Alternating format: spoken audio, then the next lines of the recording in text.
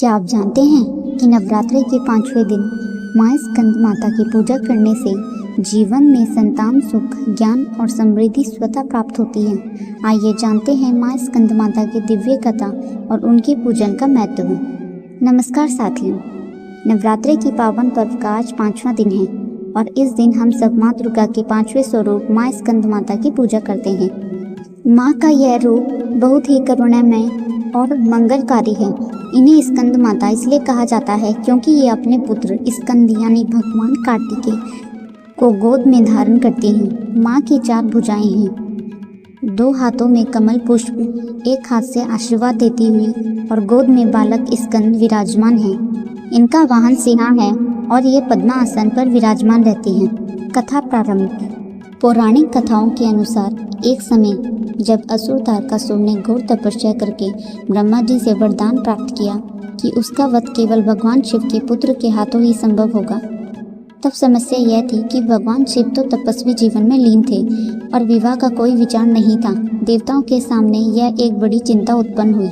तब देवताओं की प्रार्थना पर माँ पार्वती ने कठोर तप किया और अतः भगवान शिव से उनका विवाह संपन्न हुआ। विवाह के पश्चात जन्म हुआ कार्तिकेय स्कंद का। जैसे जैसे कार्तिकेय बड़े हुए, उन्होंने देवताओं की सेना का नेतृत्व किया और तारकासुर से भीषण युद्ध किया। अतः उन्होंने तारकासुर का वध कर दिया और तीनों लोगों को उनके आतंक से मुक्त कराया। इसी विजय का श्रेय भगवान स्कंद को जाता है और वे माँ पार्वती की संतान थे, इसलिए माँ पार्वती को स्कंद माता के नाम से जाना गया। पूजा विधि। प्रातः स्नान कर माँ स्कंद माता की प्रतिमा या चित्र को गंगा जल से शुद्ध करें। पीले या नारंगी रंग के वस्त्र अर्पित करें। माँ को गेंदे या पीले फूल अर्पित करें। धूप, दीप, अक्षत, चंदन और पंचामृत से पूजन करें। माँ को केले का भोग अर्पित करें। स्कंद माता की स्तुति और मंत्रों का जाप करें। मंत्र। ओम देवी स्कंद माताए नमः। आज का रंग और भोग। माता का रंग नारंगी है और उनका भोग केला है। माँ स्कंद माता की कृपा से क्या लाभ प्राप्त होते हैं?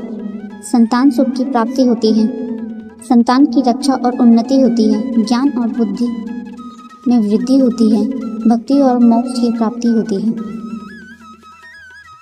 यदि आपको माँ स्कंद माता की यह कथा और पूजन विधि अच्छी लगी हो तो वीडियो को लाइक करें और अपने मित्रों और परिवारजनों के साथ शेयर करें और हमारे चैनल को सब्सक्राइब करना न भूलें ताकि माँ दुर्गा की दिव्य कथाएं एवं पूजन विधियाँ आप तक समय समय पर पहुँचती रहें। जय माता दी।